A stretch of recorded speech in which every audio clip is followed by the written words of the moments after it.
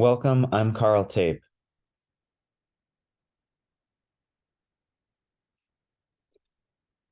Our topic is GPS geodesy in Alaska. Alaska is a counterexample to the simple picture of plate tectonics. Evidence for this comes from earthquake maps and from the relative motions measured by GPS stations. First, a couple definitions. Geodesy, the word is derived from the 1560s, the art of land surveying, really refers to surveying, measuring the earth. GPS, the Global Positioning System, is a satellite-based navigation system.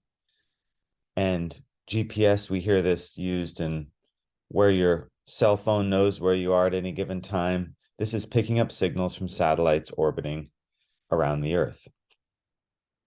So GPS geodesy is about measuring the Earth using satellites from space and instruments on the ground. Okay, onward. Alaska is a counterexample to the simple picture of plate tectonics. What do we mean by this? This is the plate tectonics map of the world by Peter Bird, 2003. In this case, there were 52 plates. You see Alaska as part of this large North America plate. And what's exceptional about Alaska, or at least notable compared to Central Asia and other regions, is this hatched region right here. We zoom in on that. These regions were designed to say that within these regions, there are things going on beyond just plate tectonics. Plate tectonics would say things aren't moving relative to each other. This is the rigid interior of the North America plate, but that's not true. We also see it extends into the Gulf of Alaska, where there are other signs of active plate tectonics and deformation. So we can see here that this is our target, that we have something in addition to the simple story of plate tectonics. I'm going to start with the takeaway topics. Alaska is not simply a rigid part of North America plate. It deforms internally. The fast deformation of Alaska is represented by earthquakes recorded by seismometers. The slow deformation of Alaska is represented by relative motion within the crust measured by GPS stations.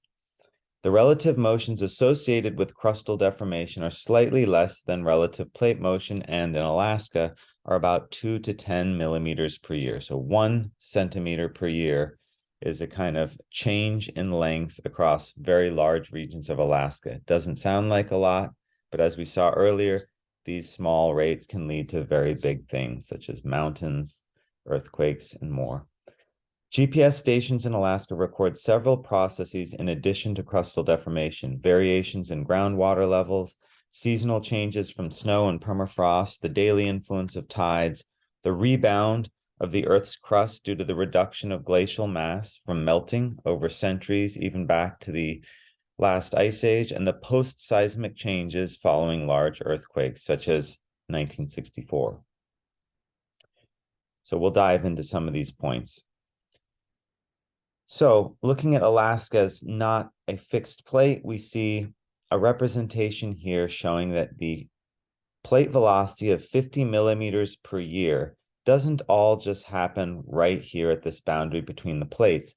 A lot of it happens, 37 millimeters. This reflects the fact that the downgoing Pacific plate is locked to the upper plate and drags it down. So the upper plate here, the North America plate, is basically moving along with the Pacific plate as it drags it downward. But it's not 50.4 millimeters per year, it's 37. So that means that a lot of this convergence between the Pacific plate and the North America plate, say way out here in northern Alaska, is spread out. And it's spread out 0.5 millimeter, 12 millimeters, crossing the Denali Fault here, maybe 1 in the interior, maybe 1 up here. And while this may not sound like a lot, 1 millimeter per year, it's enough to give us faulting geological offset, even magnitude 7.3 Husli earthquake in 1958 out here, and Kaktovik in 2018. So this is a really nice picture showing how the plate motion is spread out all over Alaska, and there are other signs of this. This is one representation of aggregating Alaska by chopping it up into microplates, small blocks or tectonic blocks that we see here in a paper by Julie Elliott and Jeff Freimuller. And so based on the relative motions measured in Alaska, these authors have identified where the main boundaries are and what is the relative motion across these boundaries. So it's kind of like plate tectonics, just at a smaller scale. We could call these microplates or tectonic blocks. So this shows their figure model predictions of relative motion along block bounding faults. And this shows the rates in millimeters per year. So we'll break this down. It looks pretty complicated, lots of numbers. We'll break this picture down. First, we have a plate boundary, strike slip plate boundary, 48 millimeters per year, Pacific plate moving to the northwest relative to North America here. This is about as simple as it gets. A lot of motion is happening on the strike slip fault system. It's basically the northern extent of the San Andreas fault system, used to be connected to the San Andreas fault system millions of years ago. So there's one piece of this story of the motion in Alaska. The second one is also sort of standard plate tectonics, but it's a little different to think about because it's one of subduction, where the Pacific plate is subducting under the North America plate, and it's dragging the North America plate with it. And it's variable. In some cases, it's 54 millimeters per year. We would call that fully locked, and that it's moving pretty much at the same rate, or 61 out here. And then in other places, it may be 0 further down. But the point is that sort of tens of millimeters per year of this North America plate motion are caused by it being stuck to the downgoing Pacific plate. This is another picture of subduction. So far, it's been the plate tectonic story. So what is left? Well, what's left are these other ones. So faults within the crust of the North America plate, not associated with the plate boundary, have relative motion of 2 to 10 millimeters per year. We can see here, there's where our number comes from this scientific study. And we can see that they've inferred these sort of rates. Denali fault here, 6 millimeters per year, 10 millimeters per year in here. And this is the sort of focus of this topic. So how do we know this? How do we know these rates are millimeters per year? Is there a police officer with a radar gun measuring the 2 millimeters per year motion? Of course not. So how can we get such a slow speed measured? Okay, and this is where GPS comes in. Build satellite, then launch it into outer space. This is the Falcon 9 rocket launching the first GPS-3 satellite in December 2018. Pretty spectacular photo, if you imagine the size of a person for scale. So the satellite orbits at 20,000 kilometers above the Earth's surface. So on the right here is a picture of the Earth, 6,371 kilometers radius. Just by comparison, the atmosphere is about 100 kilometers above Earth's surface. So anything outside of this dashed line right here is truly outer space vacuum. And so these satellites are way up there, 20,000 kilometers above the Earth's surface. You have this satellite. So this gives you a sense of how far away the satellite is relative to the size of the Earth. So put many more satellites into orbit. The locations of the satellites are known as they orbit the Earth.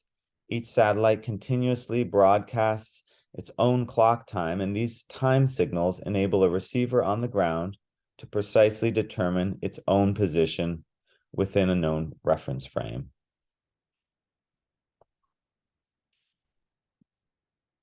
And so these are the two pictures of GPS geodesy. One is in outer space, where there are satellites orbiting around at all times. And for a particular point on the Earth, it sees certain satellites at any given time and uses that information to determine its position, its location within some reference frame. On the ground, we have the instrument, the continuous GPS instrument. They look like this. It's bolted here or attached to a firm part of the Earth. We'll look at this more in detail, but this is the part on the ground that's receiving signals of these satellites that are orbiting at 20,000 kilometers above. So it's a pretty spectacular idea that we have things so far away measuring extremely high precision the motion of points like this on the Earth to millimeters, just a couple millimeters per year. You can go online to interactive tools from UNAVCO, now EarthScope, and you can look at a map of Alaska and see where these GPS stations are. Where are the points of Alaska that are being measured in such detail? We're going to look at this one, AC-72. It's just south of Delta Junction on the Richardson Highway, south of Donnelly Dome. And we'll use that as an example of trying to understand what's being measured. What does a GPS station look like? So zooming in on that map, we have Fairbanks here. This is the Parks Highway going south toward Anchorage. And over here, we have the Richardson Highway through Delta, past Donnelly Dome, we have AC-72. And this is the Denali Highway in here. The Denali Fault is cutting through just south of this region. Here's the station. You would see this from the highway. If you looked back at the right point, you can see the station up on the hill on this exposed bedrock right here. And here it is in detail. We won't be discussing the components and what's really going on here, but this is the instrument that's receiving the satellite-based signals that enable this to determine its position, or specifically the point where it's fixed to the Earth. So you can see it's on bedrock. You want your GPS sites to be anchored to something that is as fixed a part of the whole Earth as possible. You don't want this sitting on a boulder that could be rolling on around or sitting in unconsolidated sediment pile somewhere. You want this thing to be part of the Earth so that when we measure the position, we're trying to say something about the motion of a large portion of the Earth.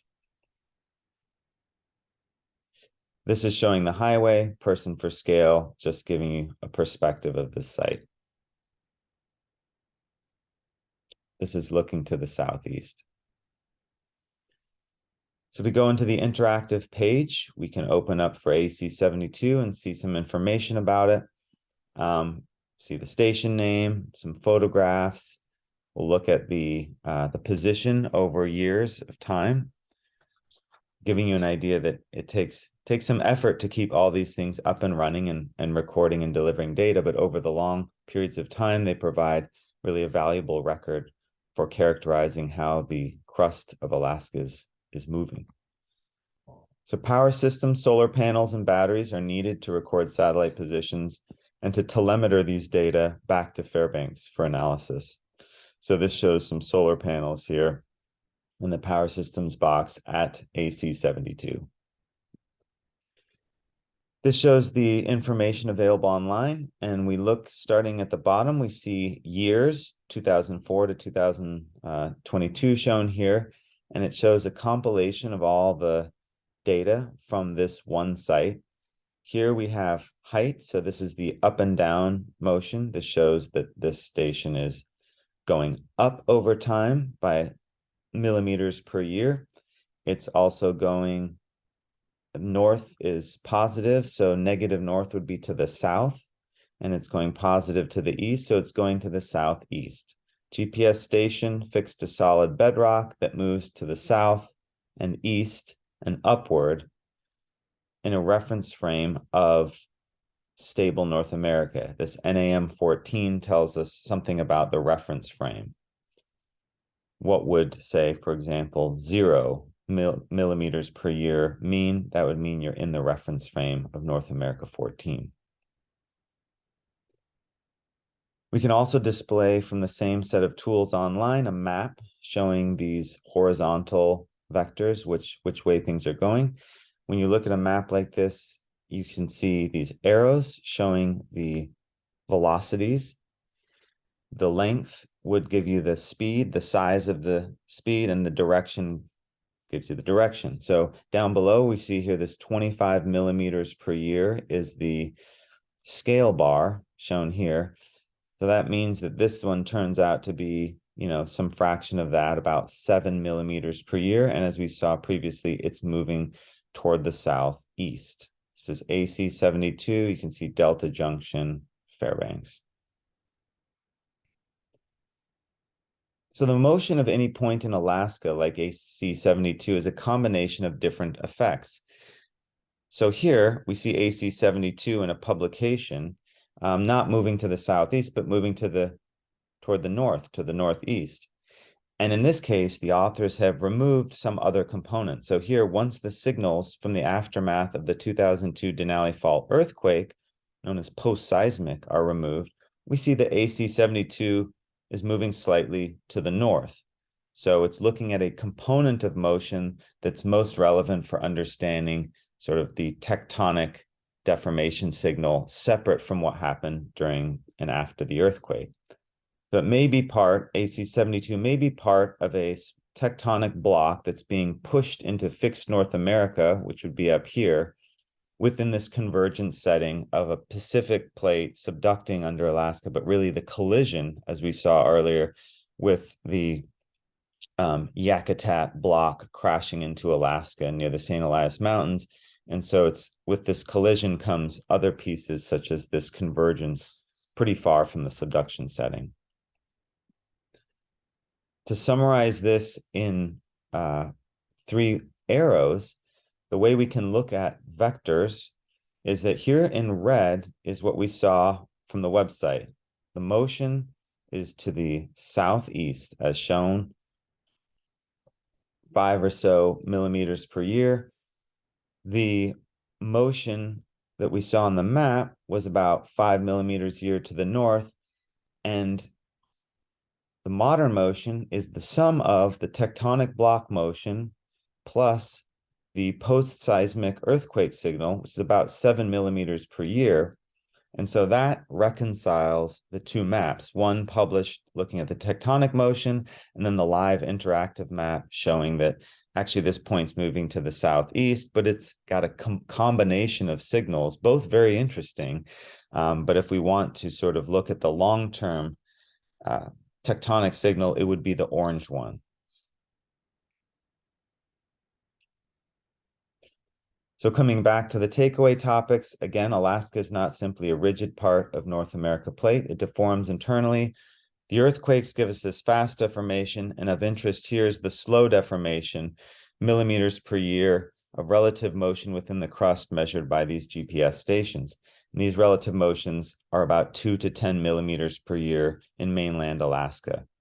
I didn't talk about these other aspects, but GPS stations can do a lot more than this in terms of monitoring relevant things such as groundwater levels, snow, and many more items, including atmospheric effects.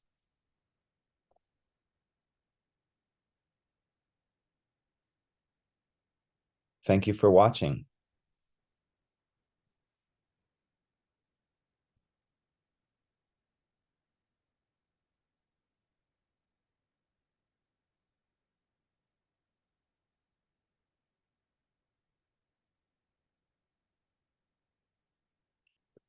Within these endnotes, there's some points about subtleties in characterizing fast and slow deformation. This GPS can also be used to gain key insights about earthquakes. And finally, within these discussions with expert geodesists in Alaska, have some footnote on this particular site. This one was provided by Jeff Freimuller.